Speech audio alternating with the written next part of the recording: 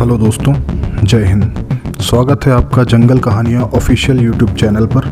अगर आपने अब तक हमारा चैनल सब्सक्राइब नहीं किया है तो कर लीजिए। वीडियो पसंद आए तो लाइक करना ना भूलें और अपने दोस्तों के साथ शेयर ज़रूर कीजिए। तो चलते हैं हमारी आज की कहानी की तरफ।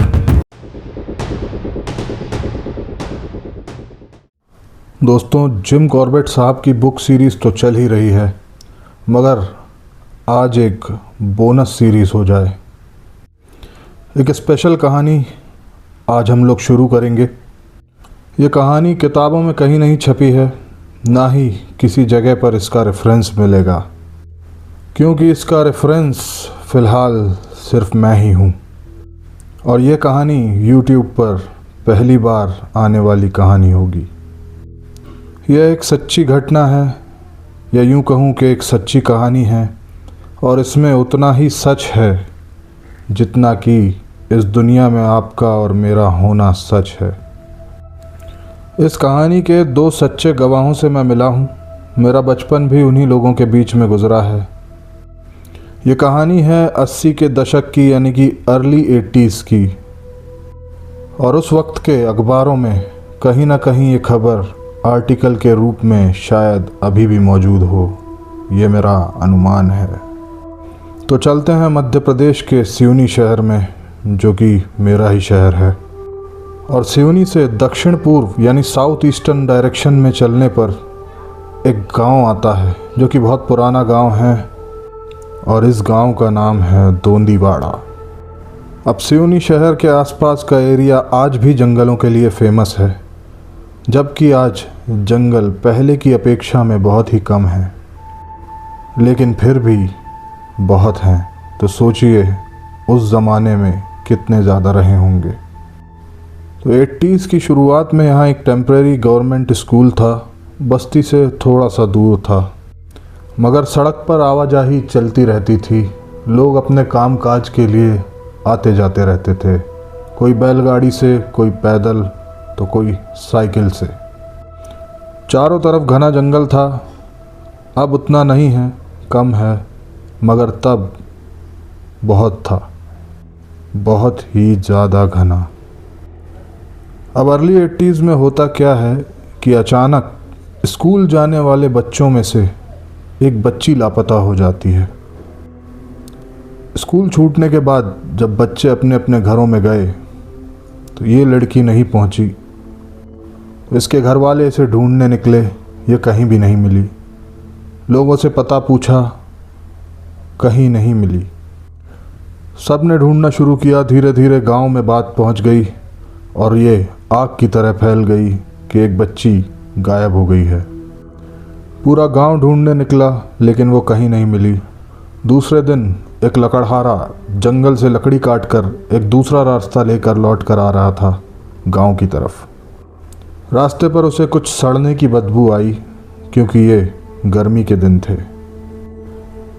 उसने इधर उधर थोड़ा देखा और उसे देखने पर पता चला कि ये थे मानव अवशेष। बस इतना ही पता चल रहा था कि यह है एक इंसान। अब उसके कंधों पर लकड़ी का लट्ठा था और हाथ में थी एक कुल्हाड़ी। चारों तरफ घने पेड़ लगे हुए थे, बड़े बड़े सागौन के पेड़, यानी कि टीक के पेड़, और कुछ पलाश के भी पेड़ लगे थे। उसने सोचा कि जल्दी से जाके गांव में बताता हूँ कि यहाँ कोई मरा पड़ा हुआ है और उसे किसी जानवर ने थोड़ा खाया भी है। जैसे ही वो मुड़ा, उस पर कोई भारी चीज़ कूदी, तेज दहाड़ के साथ, एक डरावनी दहाड़। उसके हाथ में कुल्हाड़ी थी जो छूटी नहीं थी, लेकिन लकड़ी का लट्ठा छूट कर नीचे गिर गया था। उसने पलट कर देखा तो ये था एक निहायत ही चिड़चिड़ा सा तेंदुआ, जो कि साइज़ में बहुत ही बड़ा था। वो तेंदुआ इसकी गर्दन पे कूदना चाह रहा था, लेकिन बीच में आ गया था वो लकड़ी का लट्ठा, और उसके पंजे लग गए थे लकड़हारे की पीठ पर, जिन्होंने उसकी पीठ को ज़ख्मी कर दिया था। अब उस लकड़हारे ने आओ देखा ना ताव, दे मारी कुल्हाड़ी फेंक कर उस तेंदुए की तरफ, और कुल्हाड़ी उसे लगी भी, लेकिन उल्टी। तेंदुआ बहुत ज़ोर से गुस्से में गुर्राया, इसकी तरफ घूर कर देखा और भागकर जंगलों में जाकर गायब हो गया। अब वो लकड़हारा बिना अपने लकड़ी के लट्ठे को उठाए सरपट दौड़ पड़ा गांव की तरफ, कुल्हाड़ी उसके हाथ में वापस उठाकर। वो इतना तेज़ भागा जितना कि एक आदमी भाग सकता था। अब वो जो लेपर्ड था यानी कि तेंदुआ, उसने अपना शिकार पूरा नहीं खाया था यानी कि उस लड़की को। तो वो लेपर्ड वहीं कहीं आसपास ही बैठा हुआ था, अपने शिकार पर नज़र रखते हुए। थोड़ा खाकर वो आराम कर रहा था और उसी बीच पहुंच गया था ये लकड़हारा। अब लकड़हारा अपने गांव पहुंचा, उसने सारा हाल बताया। उसने बताया कि वहाँ किसी की लाश पड़ी है जिसे तेंदुआ खा चुका है, और कैसे तेंदुए ने इसे भी मारने की कोशिश की और कैसे ये वहाँ से भाग कर आया है। इसकी पीठ पर जो ज़ख्म थे वो उतने ज़्यादा गहरे नहीं थे, तो उन पर मरहम लगाया गया। वो लकड़हारा जंगल के बारे में बहुत ही जानकारी रखता था, जंगली जानवरों के बारे में भी जानकारी रखता था, क्योंकि उसका आए दिन आमना सामना होता ही रहता था इस तरह के जानवरों से। उसने गांव वालों को बताया कि एक बड़ा जंगली तेंदुआ है जो बहुत ही बड़ा है, और उस लकड़हारे ने ये बताया कि वो गुलबाग है। उसने बताया कि आम तेंदुए बहुत छोटे होते हैं, ये बहुत ही बड़ा है, ये शेर के आकार का तेंदुआ है, ये गुलबाग है। उसी तेंदुए ने उस लड़की को मार कर खा गया है, और अब वो गांव वालों की तरफ भी बढ़ेगा, क्योंकि वो अब हो चुका है आदमखोर यानी कि मैन ईटर। और अब हम गांव वालों पर आ चुकी है बड़ी मुसीबत, क्योंकि अब वो तेंदुआ यानी कि गुलबाग किसी की भी जान लेकर उसे निगल सकता है, और कल किसी की भी बारी हो सकती है, और वो तेंदुआ किसी को भी निगल सकता है, वो भी बिना डकार लिए। अब लोग डर तो गए थे, लेकिन इतना भी ज़्यादा नहीं डरे थे, क्योंकि इस तरह की घटनाएं जंगल और उसके आसपास के गांवों में कई बार हो जाती हैं, ह्यूमन एनिमल कॉन्फ्लिक्ट को लेकर। अब गांव वालों ने एक सर्च पार्टी बनाई, प्रशासन को खबर की, फॉरेस्ट वालों को भी खबर की, और सब लोग गए साथ में। उस लड़की को जितनी भी वो बची थी उठाकर लाए और किया उसका अंतिम संस्कार। अब जब गांव वालों ने प्रशासन और फॉरेस्ट डिपार्टमेंट को इत्तला दी थी, तब उन्होंने कहा था कि साहब, इस तेंदुए को जल्द से जल्द पकड़ लीजिए, या तो यहाँ से ले जाइए या मार डालिए। ये अब हमारे लिए मुसीबत बन चुका है, क्योंकि अब पता नहीं ये कितने लोगों को और मारेगा। हम गांव वालों की ज़िंदगियां खतरे में पड़ गई हैं, क्योंकि हमारा जीवन यापन ही इन रास्तों से आने जाने से चलता है। अब स्कूल से लौटते समय ये लड़की एकदम अकेली थी, सबसे पीछे थी, और उस लेपर्ड यानी कि गुलबाग ने कब इसे दबोच लिया था ये किसी ने भी नहीं देख पाया था। उस लेपर्ड ने इस लड़की को ऐसे दबोचा था कि ये चीख भी नहीं पाई, ना किसी को बुला पाई। यही कारण था कि किसी को पता भी नहीं चल पाया था कि ये लड़की गई कहाँ। अब गश्त शुरू हुई फॉरेस्ट डिपार्टमेंट की, सर्च पार्टीज सर्च पर निकल पड़ी, मगर अगले कुछ दिनों में ये तेंदुआ किसी को नहीं मिला। कई सांबर डियर मिले, जंगली सूअर मिले, एक टाइगर भी दिखा जो अपनी बीट पर निकला हुआ था, मगर नहीं मिला तो एक तेंदुआ।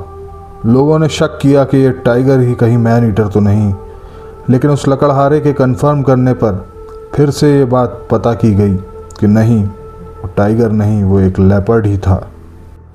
और वो लकड़हारा बार बार यही बोल रहा था कि साहब, वो गुलबाग था, टाइगर नहीं।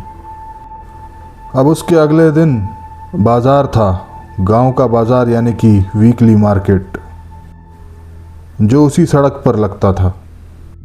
अब जब मार्केट ख़त्म हुआ यानी कि रात हो गई, सब अपने अपने घर जाने लगे, तो सबसे आखिर में जा रहे थे एक बाप, माँ और उनकी बेटी। जब वो लोगों ने अपना सामान पैक कर लिया और घर जाने के लिए बढ़ चले, तो कुछ ही कदम चलने पर अंधेरे में बिजली की रफ्तार से एक लेपर्ड उनकी बेटी को खींच कर ले गया। उसके माँ बाप देखते ही रह गए। तुरंत वो कुछ नहीं कर पाए। इतना अंधेरा था कि वो देख भी नहीं पाए। बाप ने कोशिश की जंगल में थोड़ा अंदर जाकर देखने की, मगर उसे कुछ मिला ही नहीं। वो अपनी साइकिल लिए अपनी बीवी को बैठाल कर कुछ देर वहीं आसपास मदद के लिए घूमता रहा, लेकिन कोई नहीं मिला। अब वो गया गांव से लोगों को लेकर आया। बहुत सारे 25 या 30 लोग मशाल लेकर आए और फिर उसको मिली उसकी बेटी मरी हुई हालत में।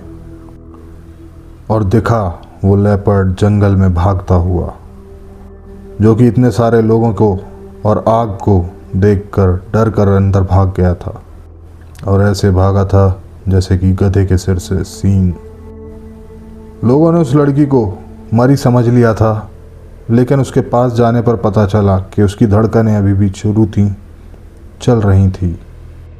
वो अधमरी हालत में थी, कुछ बोल नहीं पा रही थी क्योंकि लेपर्ड ने उसके गले में अपने दांत गड़ा दिए थे। उसे उठाकर गांव की तरफ ले जाते हुए हो गई उसकी मृत्यु। अब ये घटना हुई ही थी कि अगले दिन की सुबह एक औरत नेचर्स कॉल के लिए अपने घर से बाहर थोड़ी दूरी पर गई, क्योंकि चारों तरफ जंगल थे और लोग वहीं आसपास जाया करते थे।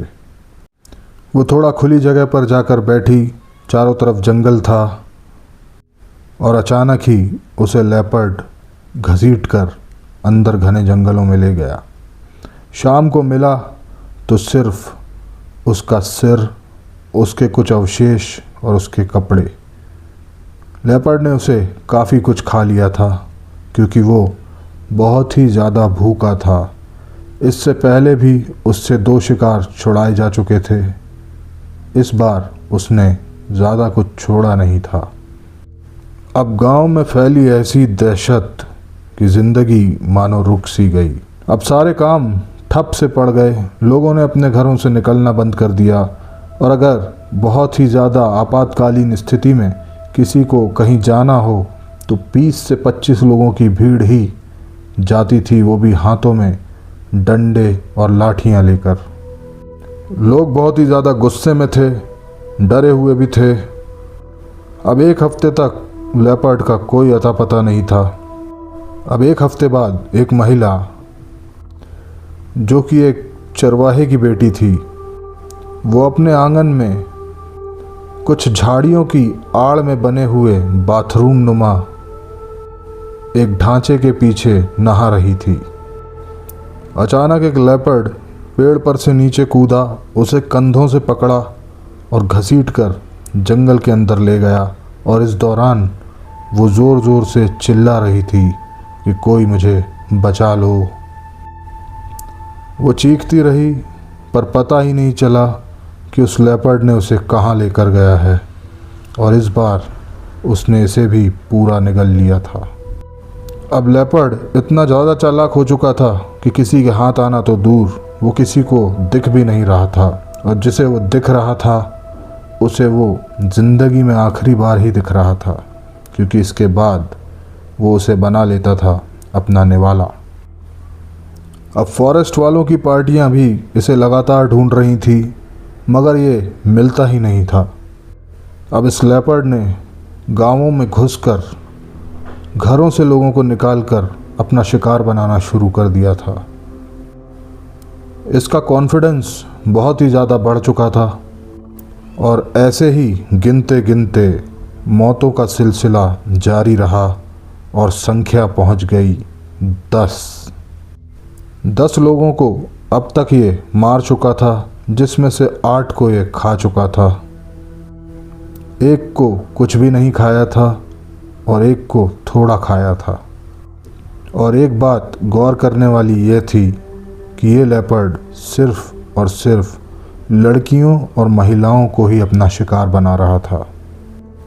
इसकी अब तक की लिस्ट में कोई भी आदमी या लड़का नहीं था और अब जारी हो चुका था इस गुलबाग के नाम का परमिट कि अब ये चाहिए जिंदा या मुर्दा, किसी भी हालत में।